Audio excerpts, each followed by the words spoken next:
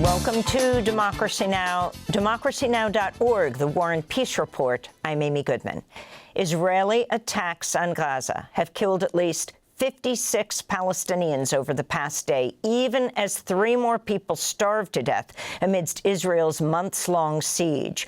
Among the latest dead are 22 more people killed while seeking food.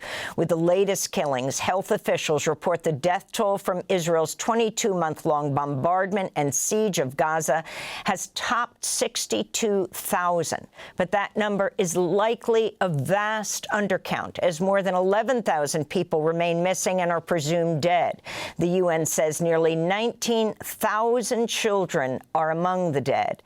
Meanwhile, Gaza is home to the largest number of child amputees in modern history, with over 4,700 cases of children who've lost limbs to Israeli bombs, many of which were supplied by the United States. This is Mohammed Hassan, a boy who lost his leg to an Israeli strike in July that killed his mother and other family members.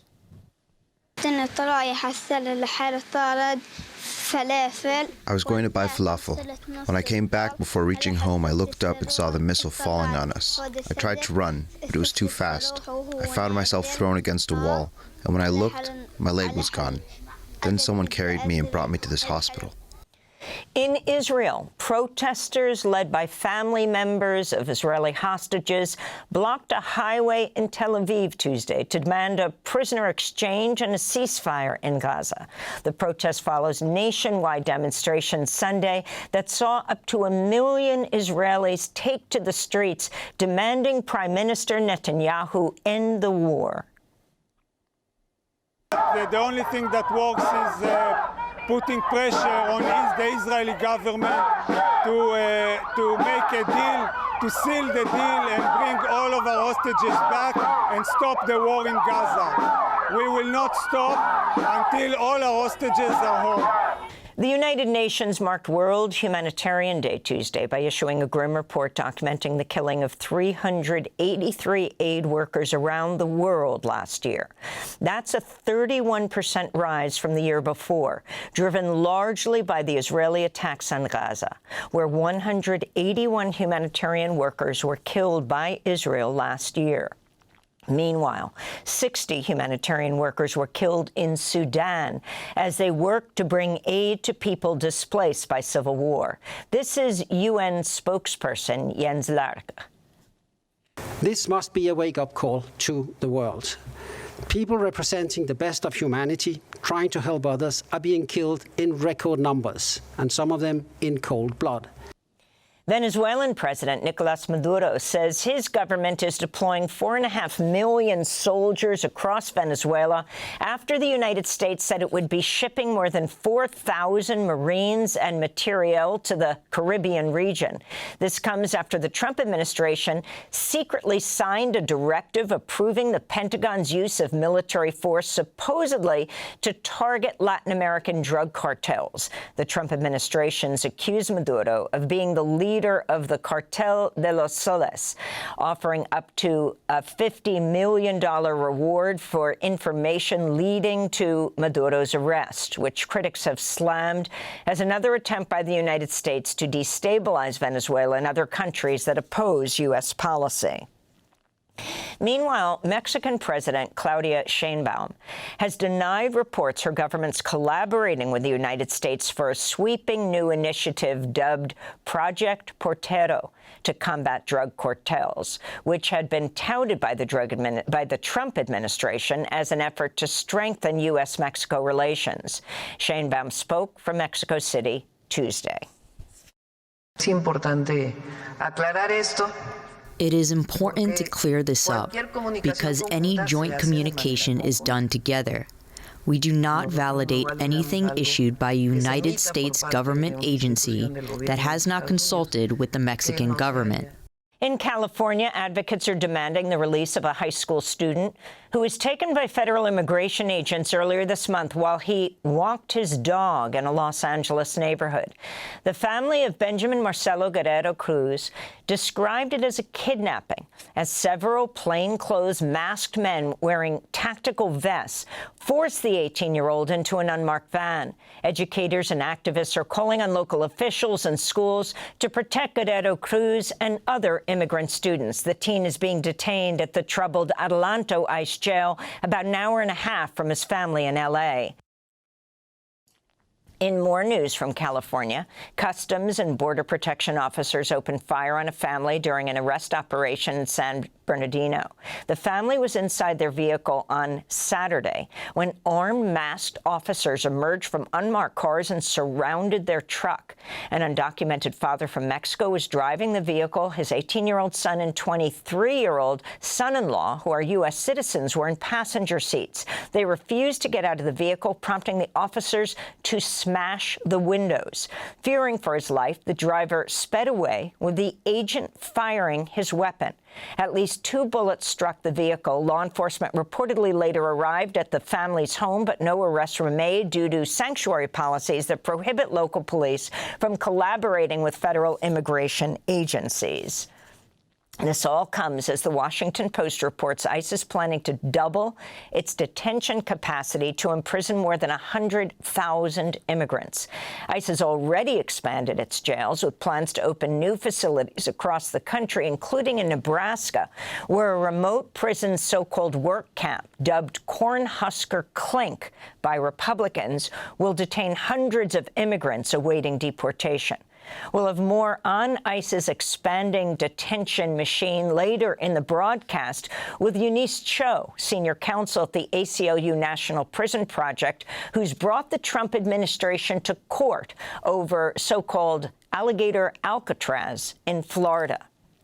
In Massachusetts, Boston Mayor Michelle Wu has rejected demands by Attorney General Pam Bondi to dismantle Boston's sanctuary city immigration policies or face arrest and the loss of federal funding.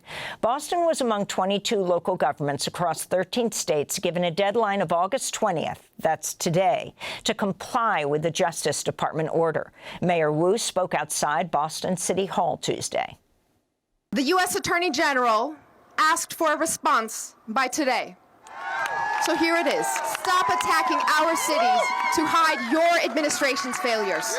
The Trump administration seeks to divide, isolate, and intimidate cities and make Americans fearful of one another. But Boston is proof of something far more powerful than lies and intimidation. That safety and community come from loving your neighbor as yourself. Federal prosecutors in Washington, D.C. have launched a criminal investigation into President Trump's claims that police manipulated data to make crime rates appear lower. The probe will be run out of the office of Trump's hand-picked interim U.S. attorney for the District of Columbia, former Fox News personality Jeanine Pirro. According to the Washington Post, Pirro's instructed prosecutors to maximize criminal charges against anyone arrested during Trump's federal takeover of Washington, D.C. Law enforcement, with the exception of people carrying rifles or shotguns in violation of Washington, D.C. laws. In those cases, Pirro said prosecutors should not seek felony charges. President Trump said Tuesday the Smithsonian Institution is too narrowly focused on negative aspects of U.S. history, including, quote, how bad slavery was, unquote. Trump's comments minimizing the horrors of chattel slavery came after the White House ordered a far-reaching review of Smithsonian Museum exhibitions in order to ensure they align with Trump's interpretation of U.S. history. A federal judge has ordered Mississippi to redraw its Supreme Court district lines after determining they violate the Voting Rights Act of 1965. On Tuesday, U.S. District Judge Sharian Aycock ruled the map, which has remained mostly unchanged for over a century, unlawfully dilutes the power of black voters. Mississippi has had just 4 black Supreme Court justices in its entire history, even though Mississippi's population is nearly 40% African American. In Texas, Democratic State Representative Nicole Collier has filed a lawsuit challenging the authority of Republican leaders to put lawmakers under police surveillance.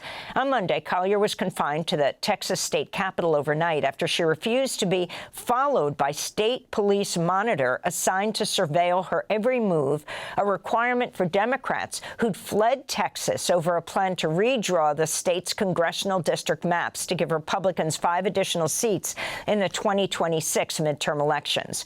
Collier spent a second night locked in Texas's state capitol Tuesday, joined in solidarity by fellow state representatives. Meanwhile, in California, Republican lawmakers have filed a lawsuit seeking to block a bid by Democratic Governor Gavin Newsom to redraw California's congressional maps to give Democrats 5 additional House seats. Newsom said the move is specifically designed to counteract Republican gerrymandering in Texas. The Justice Department says it's agreed to provide Congress with documents from its investigation into the dead serial sex trafficker Jeffrey Epstein.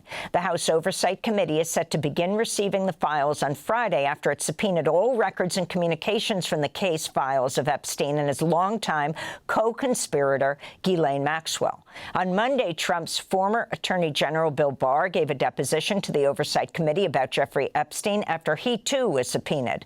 The committee, however, has not issued a subpoena to Alex Acosta.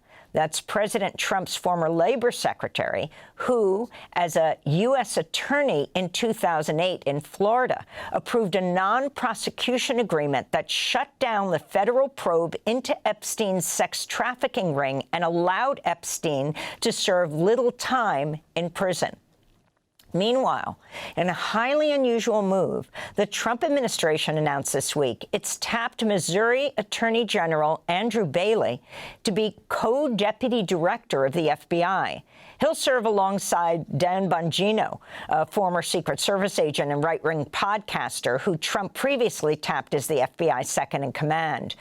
Bailey's appointment comes after Bongino publicly clashed with Attorney General Pam Bondi and threatened to resign over the Trump administration's refusal to release the Epstein files. And in Minnesota, an appeals court has overturned the felony conviction of a water protector who was criminally prosecuted as part of a brutal crackdown on nonviolent Indigenous leaders and protesters opposing the Enbridge Line 3 pipeline. The court found pervasive prosecutorial misconduct and irregularities in the case, ordering a new trial. Mylene Villard was arrested in 2021 after attaching herself to a 25-foot bamboo tower erected to block a Line 3 pumping station in Aiken County.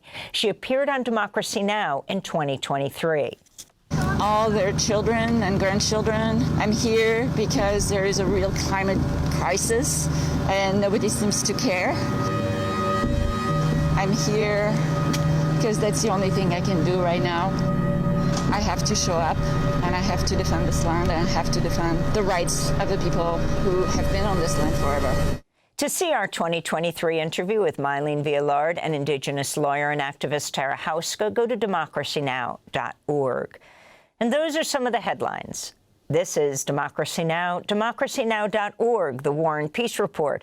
I'm Amy Goodman in New York, joined by Democracy Now!'s Juan Gonzalez in Chicago. Hi, Juan.